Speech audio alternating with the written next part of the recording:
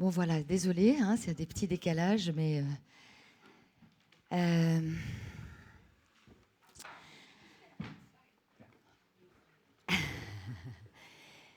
so, bienvenue à tous. On est très émus et vraiment honorés. So it's an honor to have Jane Pollard and Iain Forsyth here in our festival.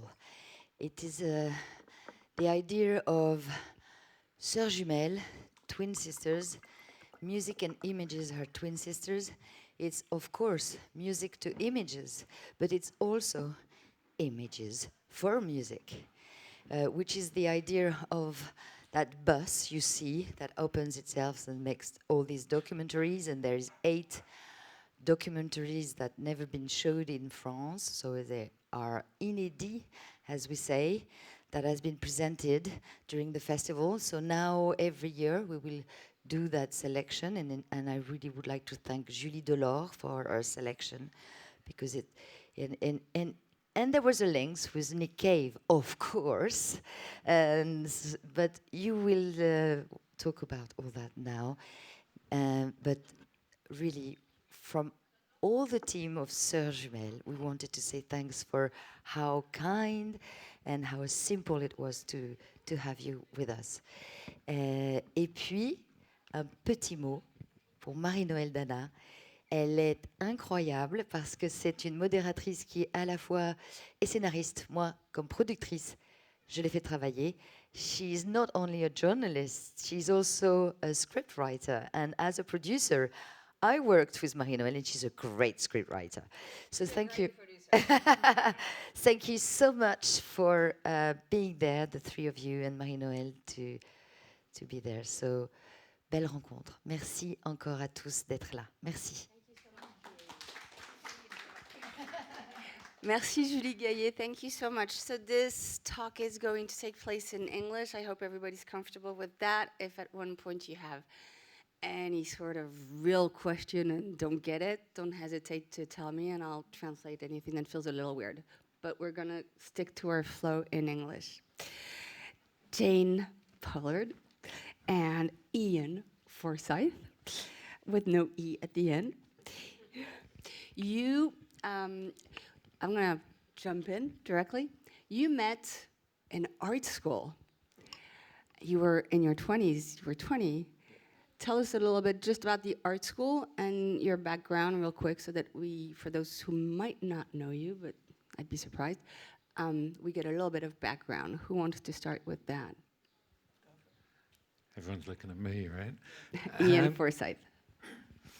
So yeah, we met at Goldsmiths Art School in London, but we both grew up in sort of the suburbs of the UK, and at that time art school was kind of where people who didn't really know what they wanted to do with their life went. It was like, you know, go and figure things out, go and play for 3 years. So that's kind of, I think, what motivated us both to go to Goldsmiths. We didn't really have a sort of clear ambition.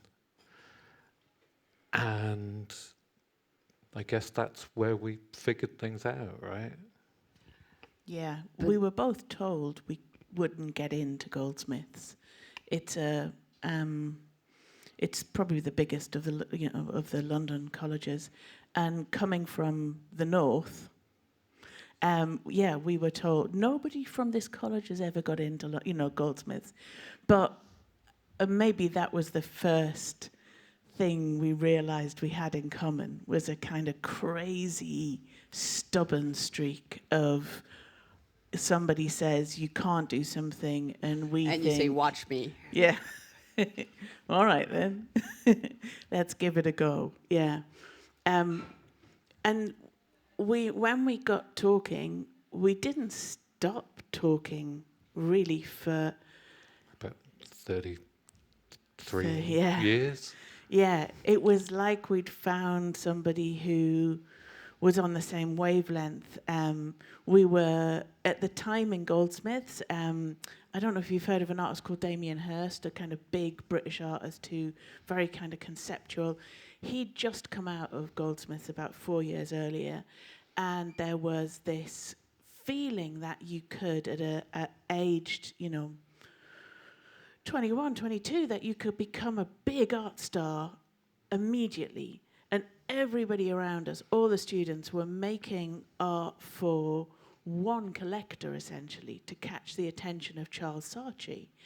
And what we witnessed was this reduction of heart and passion, of ideas, of feeling. The art was big and shiny, but empty and meaningless, kind of, and it felt like it was speaking a special language that only those who had art education would stand a chance at kind of decoding in some way.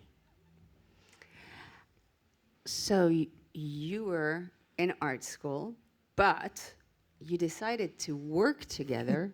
I have to remember to put this here. You decided to work together on a very specific evening during a very specific event on a very specific day. Can you share that with the audience?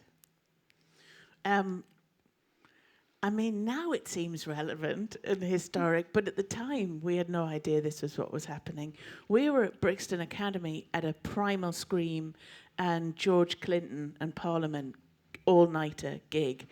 We were going to lots of gigs together, and we're finding our people and our world and our language through music, much more than through art. And we sat on the bar floor talking and decided, let's jump in, let's do this, let's try being a collaboration. And then when we went into the gig, Bobby Gillespie on stage announced that Kurt Cobain had just died, and dedicated a song to him. And such a weird turn of events, but we'll obviously never forget why and when. Yeah, we got together. So you were both music fans, huge, like really, really into music, really into film, really into art, and you decided that you were gonna just be artists with music and film for the rest of your life. Yeah. You met, so you got out of school and you started working, and you had to find a day job at first to sustain yourself. Yeah, I mean, we'd made really uncommercial decisions, Well, yeah. you know. But so to commercially sustain your uncommercial decisions, you could have gone and worked at a restaurant. You could have gone and worked, waited tables, I don't know, to teach. But you chose to go work at a very specific place. Yeah, well, we'd made these really bad commercial decisions in art school. In an art school that at that time really was training artists for a very commercial trajectory. So kind of in rejecting that, it became really obvious that the only way that our life was sustainable was to have another income stream. And a lot of our friends did that classic kind of go and work in a coffee shop, go and work in a bar, go and whatever, just to kind of get me some cash job, which is kind of fine, but they all seemed kind of disgruntled with, like, that time felt like it was being wasted. That time was only being spent to earn the money to then go back to the studio and do the things you actually wanted to do. And so something in us just, I think, kind of thought, well, why not spend that time doing something that's also interesting, right? You don't need to have a job that's painful and boring to pay for a life that's exciting and interesting. So what interesting and exciting day job did you find? So we both ended up at different record labels. So I went to work at Mute Records, whose kind of main artists, I guess, are Depeche Mode and Nick Cave and Moby and whole bunch of other You people. know, just Depeche Mode and Nick Cave and Moby. And Jane went to a group of labels called the Beggars Group, which includes Rough Trade, 4AD, XL Recordings, White Stripes, The Prodigy. Who are the Yeah, just big- really the you know, the bottom of what was being done musically in those years. Just like really. Yeah, the dregs. Just, yeah, I mean, Yeah. really, just this led to an unexpected encounter, because you started filming for those labels because you could, and because they needed someone, and you were like, sure, we can do that. Yeah. And this is how I'm just going to fast forward, because otherwise we're going to be here for 3 hours. It's going to be But 30 years. But 30 years, 20,000 days. This is how, by accident, you met someone called Nick Cave. How did that happen?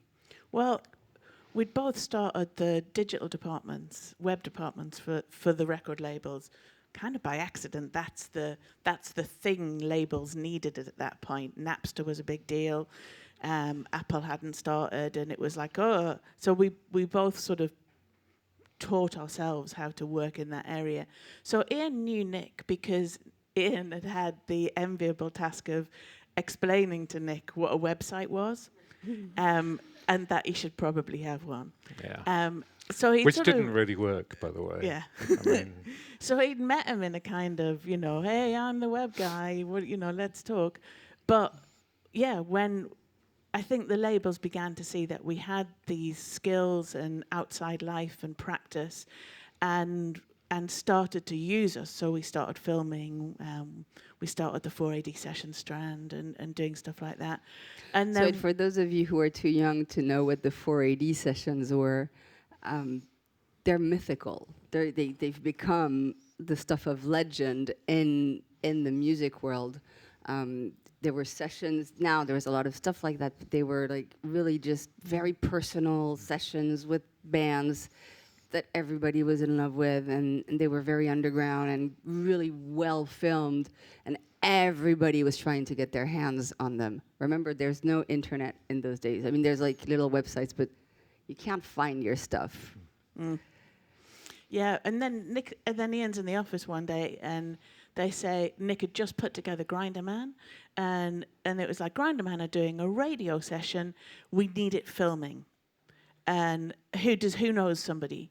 And Iain was like, well, I can do it, and I'll bring Jane. I mean, it just sounded like a fun afternoon, Like, who wouldn't want to do that?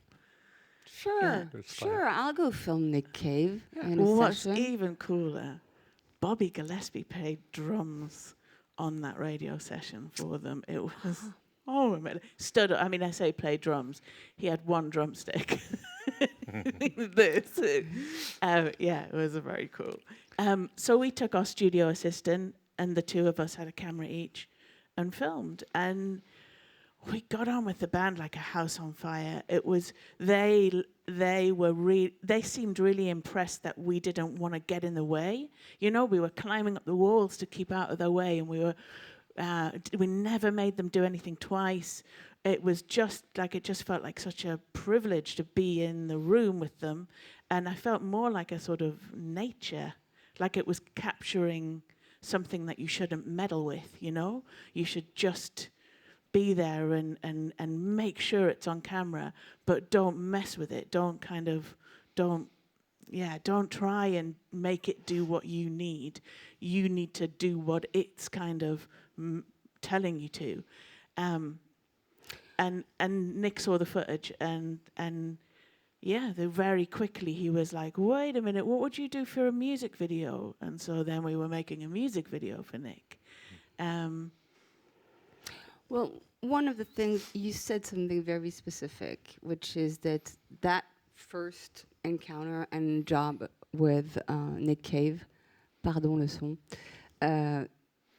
was about not being in their way and really being there with them and feeling and experiencing what was going on with them.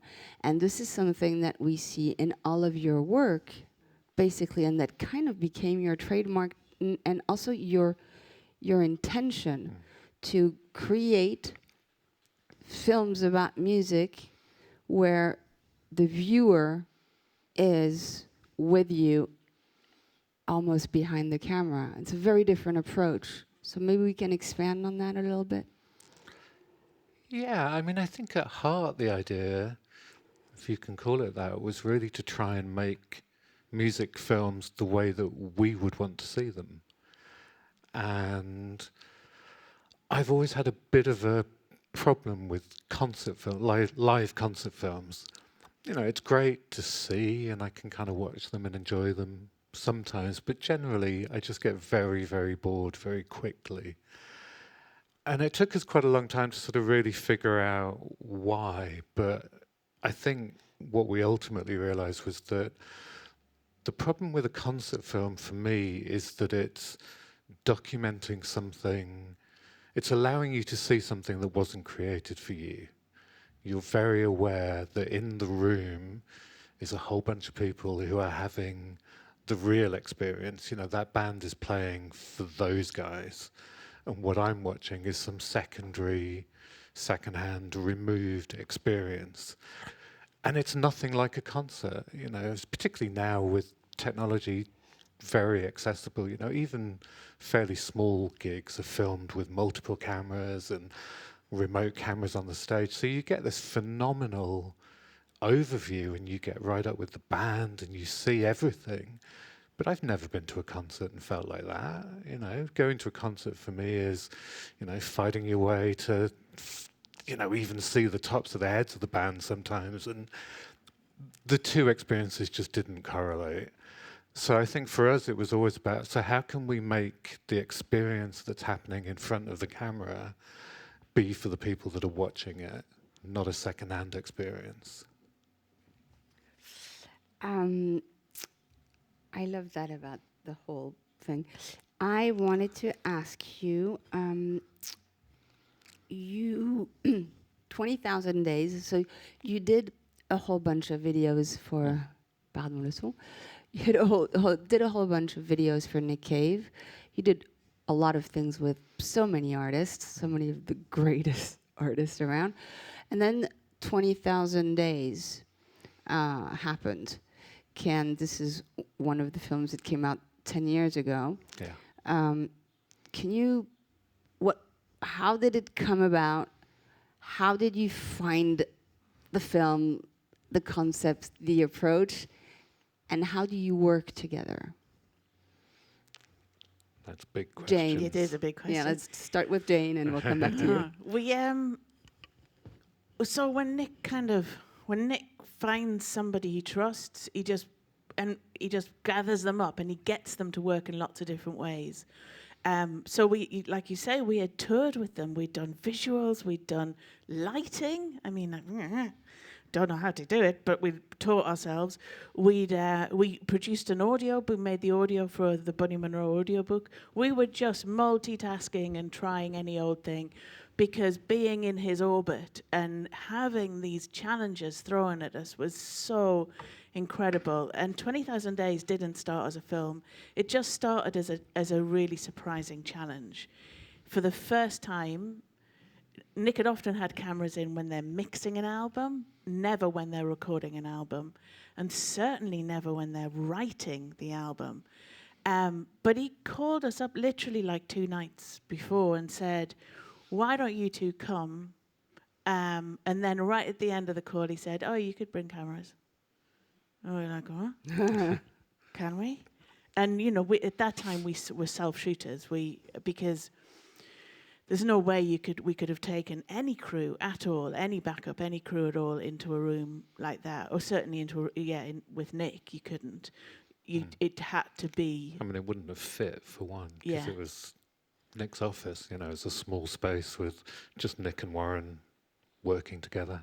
Yeah, and then we're just super self-sufficient, you know, boom poles out the back and battery packs everywhere. Everything's kind of, we're really prepared to keep going for like 10 plus hours, because I mean, when we got to France and we were doing the recording the album, we were doing 15-hour days straight. I mean, it was incredible. Their work ethic is unbelievable, and you dare not miss anything because you don't know what's around the corner, you know. So if you don't know 20,000 Days, it is a film that follows the entire process of the recording of one of Push the the Sky greatest Away, yeah. records by Nick Cave, who's very private. So this was a huge deal. How long had you been working with Nick Cave by then? Maybe 8 years. Yeah, we'd probably known each other for 8 or 9 years, something like that. But yeah, I mean, as Jane was saying, Nick it's never about what you can do, it's about whether you have trust or not. And I think that was a really important thing that we learned from working with Nick and Warren, and has really become a sort of fundamental part of how we work now with other artists, other actors, writers, whatever it might be. If you don't have a trusting relationship, it kind of doesn't matter whether you're the greatest cinematographer or the greatest writer or the greatest musician in the world. You're never going to do good work together, because there's always going to be that part of you that's slightly holding back. I want to ask you, I want to connect your process, because one of the questions I asked spontaneously was, you know, what makes a good film about music, and what's your approach on that? The way you said that the project, you don't tell the project what it is, you don't decide what the project is, the project tells you what it wants. And I found that really specific, and it just resonated. On 20,000 Days, you had a very specific idea in mind, and then it just didn't go the way you wanted. Can you share a lot? And then we'll move on to the other film that I want us to talk about, but can you just elaborate? So we decided in the process of filming the recording of the album that 20,000 Days should become a film, or rather that this footage that we thought was just being gathered for promo should become something more, something bigger. And we like a challenge. We never made a film before, so we thought, let's give it a go. But in thinking about what that might be, we very rarely attempt to define what we're going to do. I like the idea that we might get somewhere new, but I don't think you should know what that is. I think that you should know what it's not, and define your kind of process by what it isn't. So make the decisions about, well, I know I don't want it to be that, and I know I don't want it to be this. And then what you're left with somehow tells you what it is, like, kind of, it speaks to your gut and to your heart, and that's what then shapes what's left.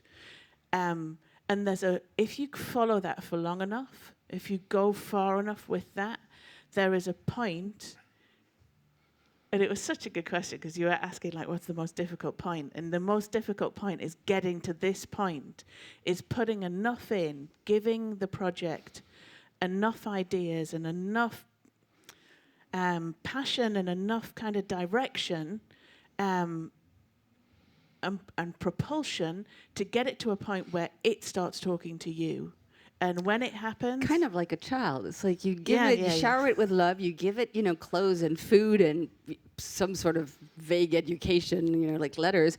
And then at one point it starts talking to you and it says, I don't like that, I want to do this. Yeah, we don't have children, we have cats. No, but you have films. Yeah. You have films. Your films speak to you like our kids might speak to you. No, I don't want that. I want this. Yeah, it just starts talking to you. If you just shut up enough and look at it, keep looking at it, it just tells you what it needs. And So the thing that happened with 20,000 Days, that is the example of that, was that when we heard them starting to demo a song that was called Push the Sky Away, and it ended up being the last song on the record and the title of the album.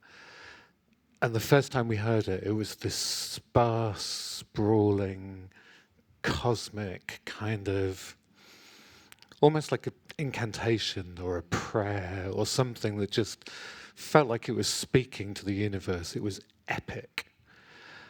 And we started thinking about how we might respond visually to that. And cut a long story short, we arrived at this image of Nick stood on the beach in Brighton, where he lived at the time, and the camera just pulling out across the water. On the sea. On the sea. Yeah, so the camera's pulling out on the sea on a boat. Going further and further away, and Nick becoming this tiny, tiny dot.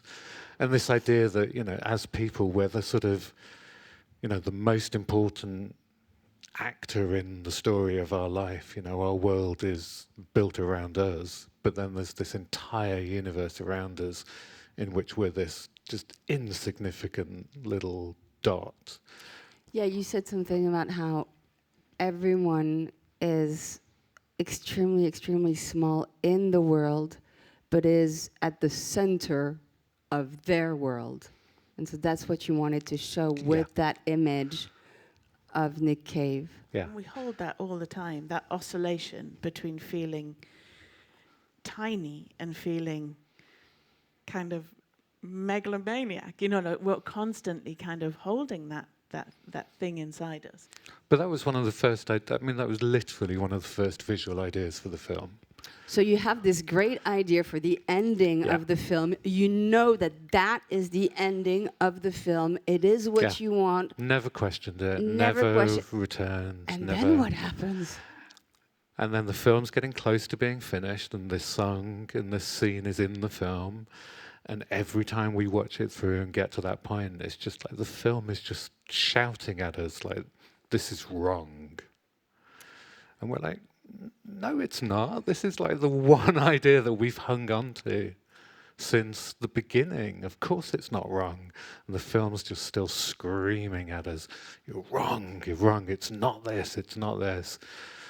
So eventually we kind of reluctantly went, okay, let's try another. Maybe it's that it's, you know, this isn't like a classic Nick Cave song. People don't know it yet. Maybe we need to go into the catalogue and try a different song. Yeah. And then you decided to, tried From Her to Eternity. From Her to Eternity, which of course is a great way to end a spectacular documentary. And did that work? The film screamed didn't work no. at all, no. And even though we had this phenomenal footage from Sydney Opera House with an orchestra on stage and Warren kind of conducting it like he was this, like some sort of, I don't know, it was like he was conducting the kind of thunder in the clouds. He's like, oh, it was so good. And yeah, we put it in place and it was like, And the film screamed, that's not what I am. Yeah. No. And this happened yesterday. It's starting to happen now. I've got goosebumps again. It's called frisson. It's a French word. But it's called frisson. It's when I remember the moment that we put, we tried Jubilee Street. Which nobody knew. I mean, it was, and it wasn't even a song that you were. Didn't particularly love it at the really time. Yeah. And like live at the time, it wasn't what it's become. But we tried it, and in fact, I think it was John Amos, our editor, that was like, "Come on, it's just I've got something to show you," and he put it in, and then here we go again. At that moment that Nick steps forward and says, "I'm vibrating, I'm transforming. Look at me now." Oh my God! It was like, that's it. Like the whole film has been about what we make ourselves into, you know, the thing that we construct around ourselves and the things that transform us to be that, you know. So for Nick, that experience of seeing Nina Simone, all of these, like we charted this narrative through the film, and the payoff was explosive. It was incredible when we saw it. But we resisted that at all costs. It was not our idea. But the film screamed at you and said, "That's my ending." I love it. So Should it we ends watch the with Nick Cave. Yes. Why don't we watch that? We've just put the trailer up in case you've not seen it, and then On va vous mettre on va prendre la bande-annonce de 20,000. Merci beaucoup, David.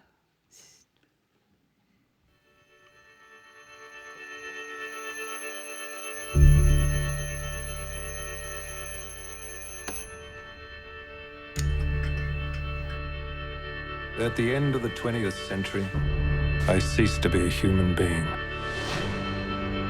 Do you ever have that sense of being an outsider? Do you love performing still? I live for it. There's something that happens on stage where you are transported. I wake, I write, I eat, I probably had more meals with you than my wife. I watch TV. Awesome. This is my 20,000th day on Earth. Darian's ready to see you now. What's your earliest memory of a female body? Huh? What do you fear the most?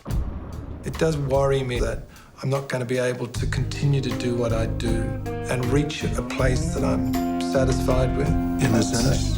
Because memory is what we are. Your very soul and your very reason to be alive is tied up in memory. Those moments when the gears of the heart really change. Should we stop there? I'm transforming, I'm vibrating, I'm glowing, I'm flying.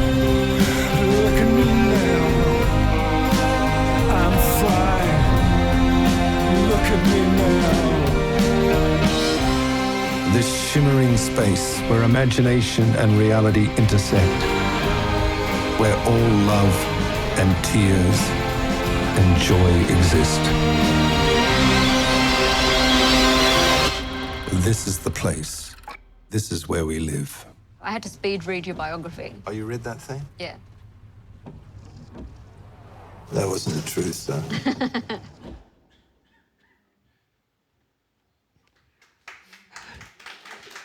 This is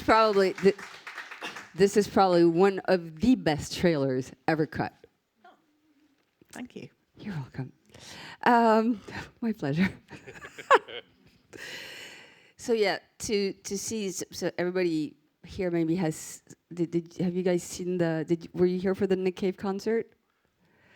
That moment when he was playing on the piano and singing, I glow. Look at me now was Under the Stars, was spectacular. So thank you for that. And now we shall talk. No, you have a new film that was shown here. It was a French premiere. It's unreleased in France yet. You're looking right now for distribution. It's been released in other countries, but France needs to step up.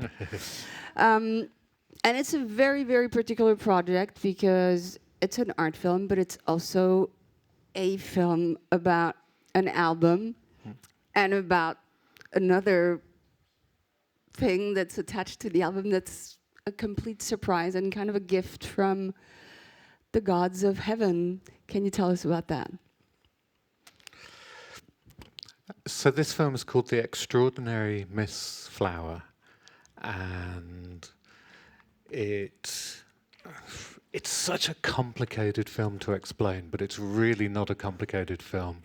But it just wove so many knots that all of the sort of different connections make it really confusing, but I shall try.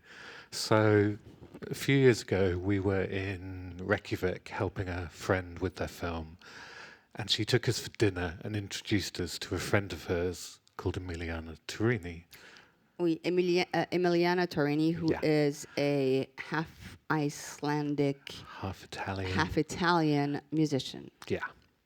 Whose music we knew, but we'd never met. So we had this dinner, got on like a house on fire, like just absolutely fell for each other. Famously. And she had just very recently returned from a trip to the UK where she was singing at one of her closest friends' mother's memorial.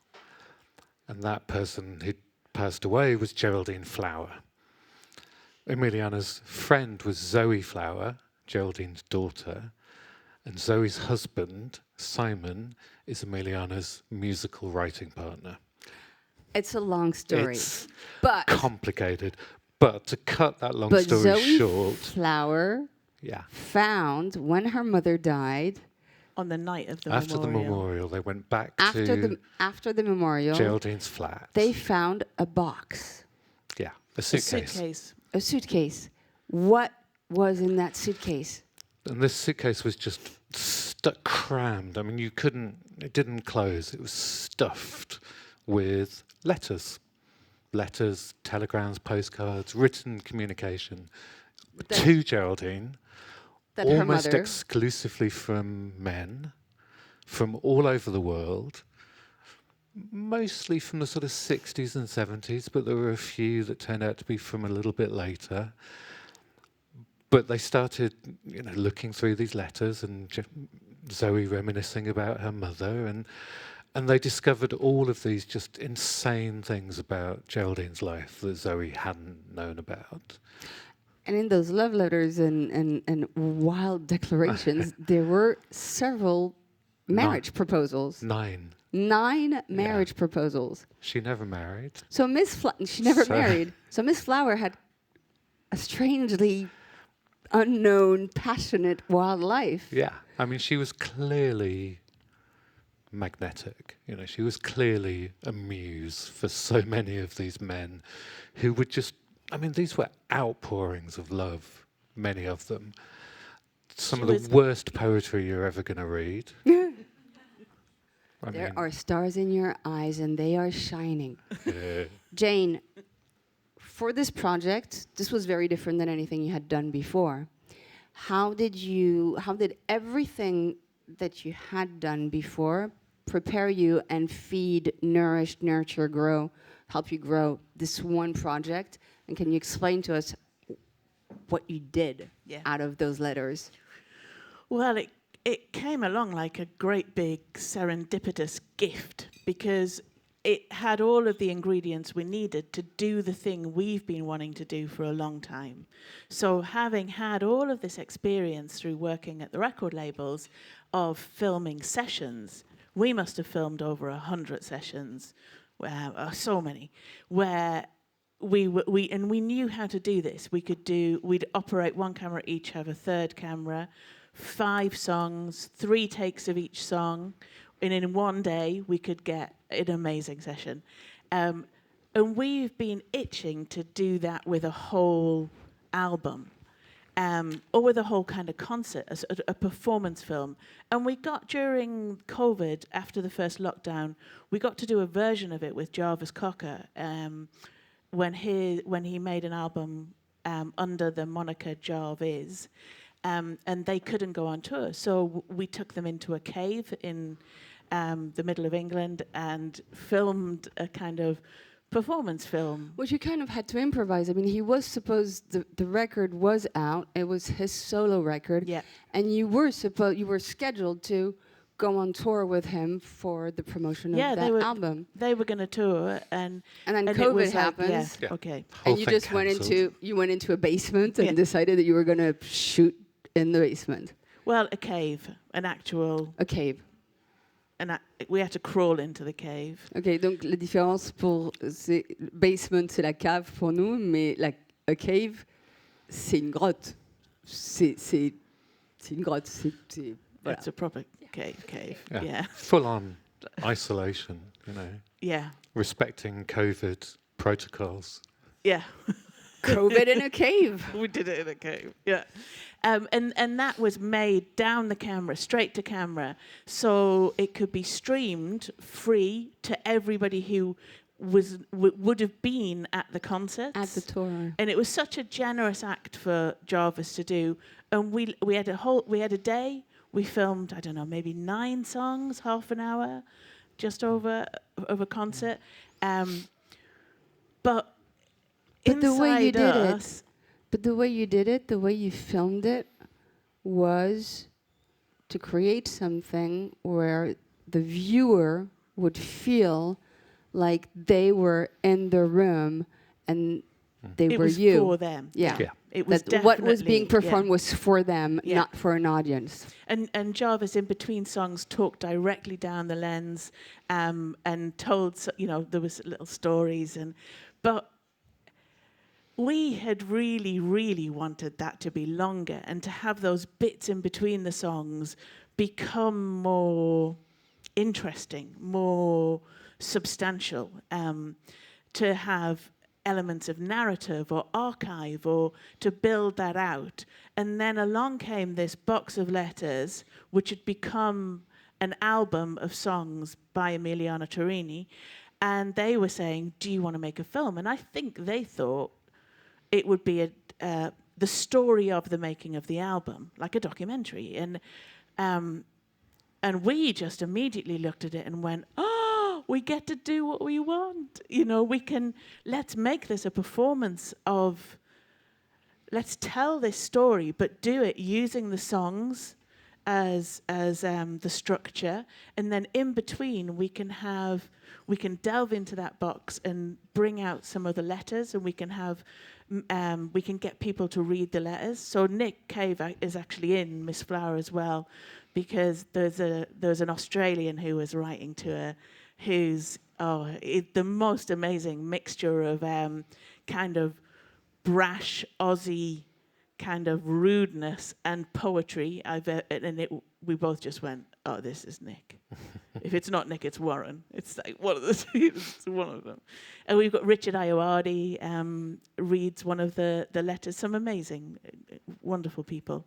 But we get to experiment with that idea of taking an album and exploding it into becoming a film for a film audience.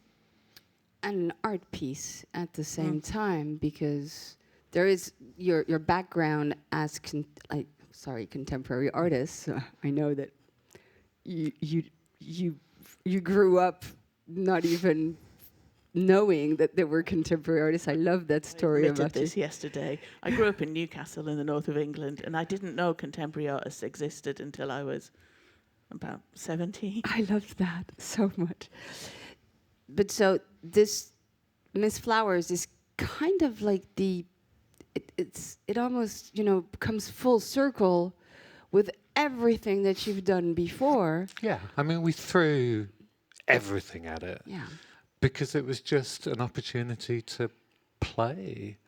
And I think, we so often making films of any kind, you're dealing with compromises, even, the biggest, even people directing a Marvel film are not going to tell you they've got enough money, right? Like there's always we don't have enough time, we don't have enough money, this is limited, the availability of the actors is limited.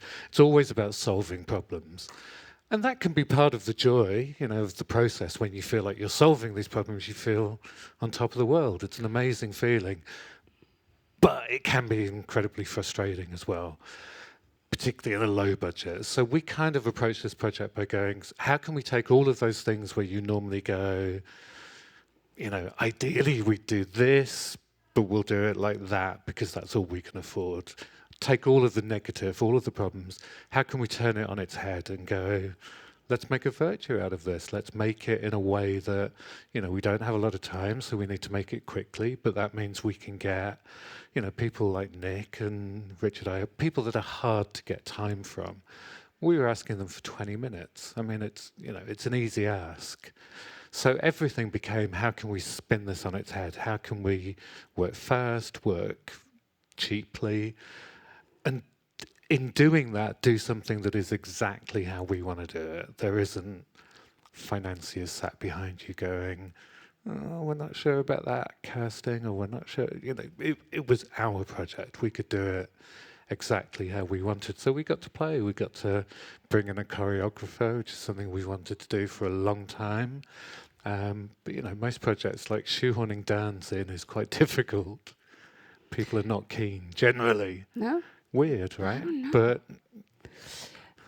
it's also a great reflection of the dynamic between the two of you and the work ethics and ethos and process, because you're able to be in two places at once.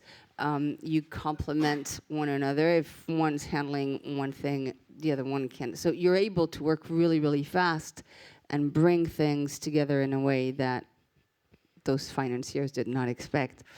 I love that bit.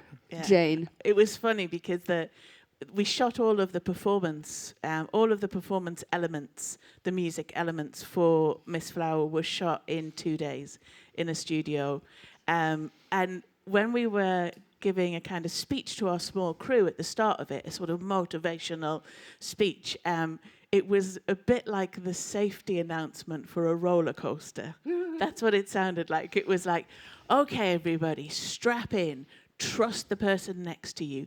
Trust us. We know we can do this. We've done this many times with loads of different bands. Like, get through this amount of material in this time. But we have to move. We have to move fast, and we have to move smart, and we have to be kind. And it was just this kind of like, come on, let's do it. And then the first thing we filmed was if you've seen the film, there's a sort of butterfly dance, a flower dance right in the center of the film. It's a callback to one of the earliest moments in cinematic history. And one of Zoe's friends was an ex-Olympic gymnast, Viva Seifert, and she brought her on to do this. And that's the first thing we filmed. And Viva kind of walked out into the studio, did this one take, phenomenal, blew everybody's mind. And it was like this kind of, she like laid down the sort of, the gauntlet of like, okay, this is how this is going to be. We're going to do this, and we did everything. I think there was one thing we did 3 takes of. Everything else, it was 1 or 2 takes. We moved quick. It was just like everybody was at the top of their game, and kind of we were climbing a hill together. Like we had to prove something. And I think what I love about the film now when I watch it is I feel like I see that energy in it, that care. Every member of the crew, their kind of enthusiasm, their drive to kind of keep going and to solve problems and to try new things. It's there. It's just there. It's in every kind of pixel, every frame. It's singing out. It feels like it's this collective achievement, And so the film is looking for its distribution in France right now. I'm going to just give one sentence of conclusion before we take questions, if we have questions in the audience. There's this thing that you told me that I just found very magical about the way you see films on music. You said that a lot of the films that are made on artists, especially today, are about taking us behind the scene and sort of unveiling the myth. And you used a metaphor. Do you remember? It's like I think it was you, Iain. What's the metaphor? Yeah. So we were talking about this, and I think it has become such a kind of, I think as an audience, you sort of think what you want to see is behind the curtain in a music film, right? You want to see something true, something real about that artist. And I just don't think that's true. I really don't. Because if we'd made 20,000 Days with that approach, we'd have been following Nick around a supermarket with a camera. And I mean, who the hell wants to see it? Like, it's not interesting that... Well, also artists spend so much time creating a persona, especially somebody like Nick Cave, or I was thinking about the work that you've done with David Bowie. But so you said that your ethos was to not lift the curtain and show Oz. Yeah. And I think that's just incredible. Does everybody have the reference? Yes, no? You look fine. Just in case, it's in the Wizard of Oz. le grand magicien d'Oz, il est planqué derrière un truc et derrière un rideau. Et l'idée, c'est que pour filmer un artiste, aller soulever le rideau et révéler la présence d'Oz, c'est le pire sacrilège qui puisse être fait, et que c'est pas ça que Jane et Iain cherchent à faire. Au contraire, c'est on garde le rideau devant Oz. I mean, just nobody wants to open the curtain and see a normal man sitting there in his pants. And he's nothing but and he's not normal. The Wizard of Oz is not normal. But that's why we love these people, because they're not quote Exactly. unquote normal. You know, Nick has created this character over a lifetime, Decades. and it's, you know, it's what we all do. Maybe not to the same degree, but we're all constantly curating ourselves and shaping ourselves and inventing the story that is our life. And Why we all- would you take that away? You know, that's what we love. I don't want to see Bob Dylan, you know, having breakfast. Who cares? It's like, what's the cliche? We all shit and we all eat. I mean, whatever. Whereas we all want to glow and transform and vibrate and say, look at me now. I think that's a nice way to conclude. Est-ce que vous avez, does anybody have questions? I can translate if you need me to, but you all look very worldly. Unlike us. There's a question here. Ah, Valentine, j'arrive. No. There's one right there. I forgot to go get it. Merci, Valentine. Ne pas toucher le haut ni le bas du truc et mettre le micro. Like this? Voilà. Yeah, a little higher. Higher. Yes. Okay. Thank you. Thank you for your discussion, for your panel. I would like to ask what artist or performer would you like to shoot the next documentary about? That is top secret. They'll have to kill you if they tell you. Well, just a dream, maybe. If it's something you are working on, it's a secret, but like... Another thing. Something else. The Cure. I knew this was going to be. We dream of making a really mad David Bowie film. We did actually have one in development, but Moon Age Daydream came out, and so it was like, oh, okay, put that to one side now. But yeah, Bowie's been a huge kind of beacon in our lives for many, many reasons. Scott Walker, maybe, that we used to work with Scott. We worked on his last couple of albums, and I worked on his last couple of albums through 4AD, but then we worked with him as artists as well, and we filmed with him.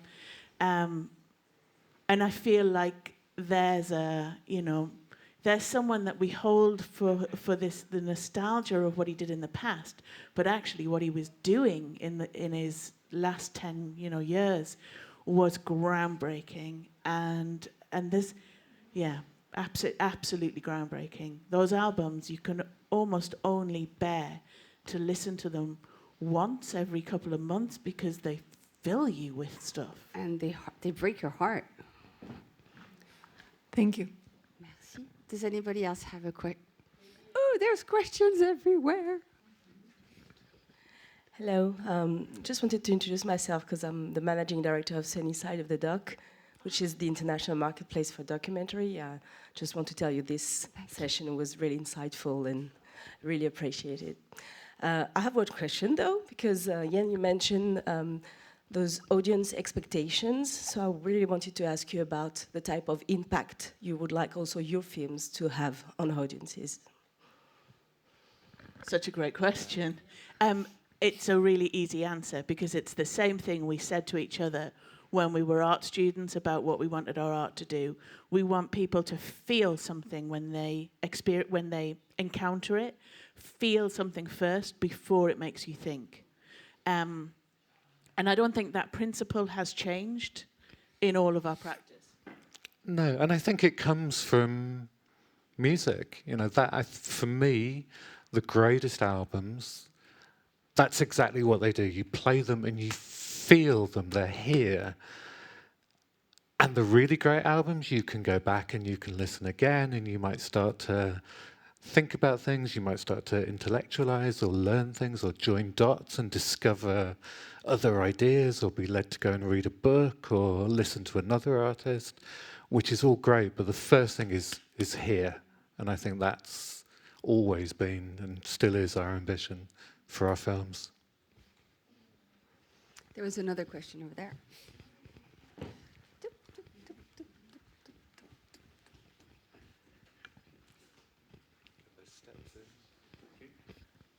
Hiya. With the Nick Cave film, was there any particular challenges you had in particular with filming that, like a technical issue, or was the elements against you one day, or was there something like this is going to be really tricky to pull this off, or was it just smooth sailing all the way through?